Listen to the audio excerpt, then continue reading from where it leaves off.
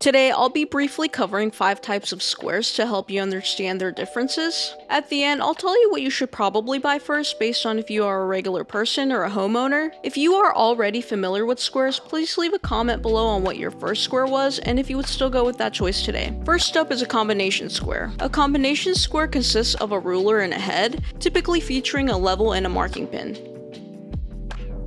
The head rides in the little groove on the ruler and can be locked by turning this knob. The angled portion of the square head is 45 degrees, which can be used as a reference. Its strength is maintaining measurements without the need for constant remeasuring. It allows you to quickly measure various objects by positioning the square's head against a surface and pressing it down. Once the measurement is locked, you're ready to go. Some reputable brands to consider are Starrett, PEC, and Mudetoyo if you truly need a square one. If you need one for general work, you should be fine with one from Home Depot. Prices range from $25 to about $115 depending on the precision you need. A speed square is typically an aluminum or plastic one-piece design. This is by far the most used square by most trades, since it's readily available at all home improvement stores and can be replaced at a fair price if lost or damaged. While not as precise as a machinist or combination square, it's more than accurate enough for general use, especially for homeowners or DIYers. Key features include a lip on the bottom to help it rest securely against material, the ability to measure angles, and most of them have notches for marking parallel lines along the edge. A speed square typically costs $10 to $15, and it's one of the best budget-friendly squares for general use.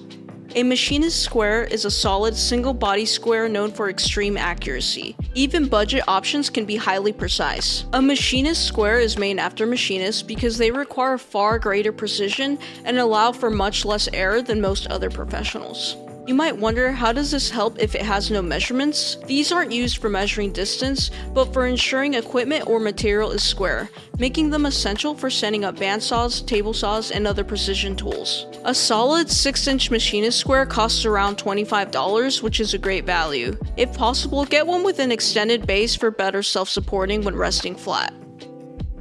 Precision/parallel squares. These squares go by different names depending on the manufacturer, but they all share a fixed, one-piece design with a lip at the base for self-support. They are extremely accurate but not adjustable. They are great for making parallel lines from a reference edge since they have these little notches for your pencil to write in. These are great for any precision work, but they are not really necessary for most people. These typically cost around $100 for accurate ones, but if you're just a normal person or getting into woodworking, this shouldn't be your first square. A framing square is another one-piece design, but it's significantly larger than most other squares. They can be used to mark rafters, and they include several helpful markings to do a variety of work. But the most common application I see is wall layout, especially in combination with a laser or a chalk line. The biggest advantage of a framing square is its large reference surface, which is crucial when laying out long runs to avoid misalignment over distance. The flat profile makes it easy to see if you are aligned at a distance.